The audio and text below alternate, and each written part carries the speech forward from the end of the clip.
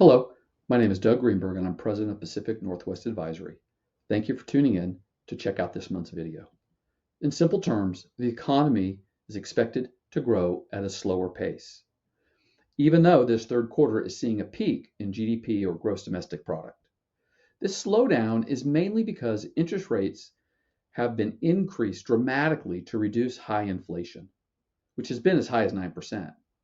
As I'll show in the upcoming slides, these higher interest rates are causing additional repercussions in the US economy. The quick rise in interest rates aimed at reducing inflation is causing some unexpected problems in the economy, which isn't what the Federal Reserve intended. Now let's break down the impacts as seen in different areas. In the upper left, bankruptcy filings. Soon after interest rates went up, more people and companies started filing for bankruptcy. This trend is noticeable and concerning. In the upper right, bank lending. Banks are expected to lend less in the upcoming quarters. This is shown by the decline in commercial and industrial loan growth. There's less money being lent out to businesses, which could slow or hurt their growth. With less lending, companies have fewer funds for capital expenditures, meaning less money to invest in growing or maintaining their operations, and this leads to a slower growth in US companies. In the bottom left, merger and acquisition activity. There's a decrease in these activities where companies either buy other companies or merge together, known as M&A activities. This decline is because of the uncertainty created by higher interest rates.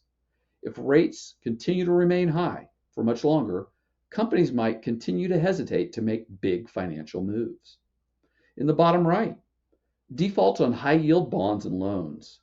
We're seeing that defaults or failures to pay back loans have started to increase, especially in high-yield bonds and loans, which are riskier but offer higher returns.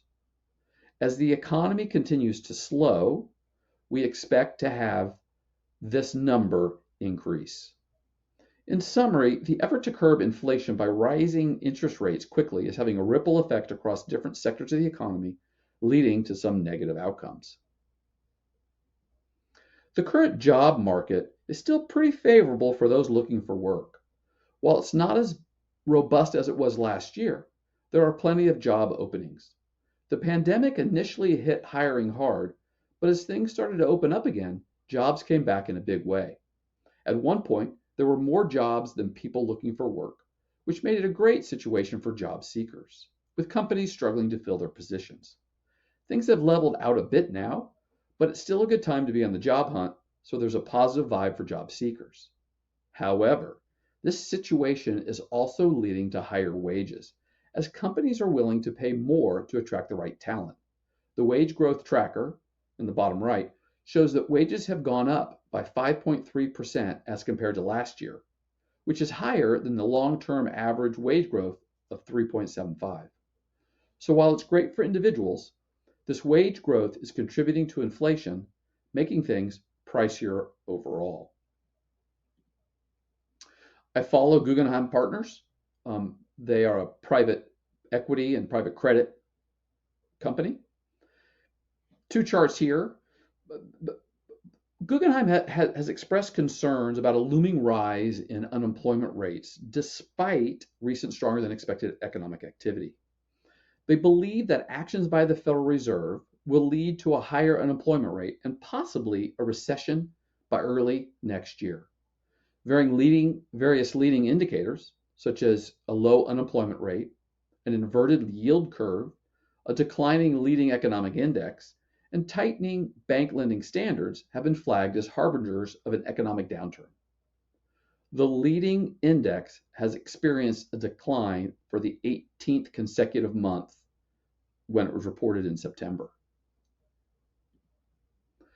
The government poured a whopping $5.3 trillion into the economy through various programs, giving Americans a financial cushion at the start of COVID. With extra money in their pockets, people saved more, and it seemed like this bump in money supply, known as M2, went hand in hand with a rise in the S&P 500. Being stuck at home during the pandemic, many folks turned to online trading platforms like Robinhood and Coinbase diving into the world of investing. Now, the Federal Reserve is pulling back on the money reins by reducing the money supply through a process called quantitative tightening, which aims to control inflation. This action seems to be linked with the S&P 500 as well. As the Fed pulls money out of the economy each month, it's like a mirror effect. As the money supply dips, so does the S&P 500. This process of quantitative tightening is a way for the Fed to try and keep inflation in check while watching how markets react. Thank you for watching, and please let me know if you have any questions or comments. Thank you.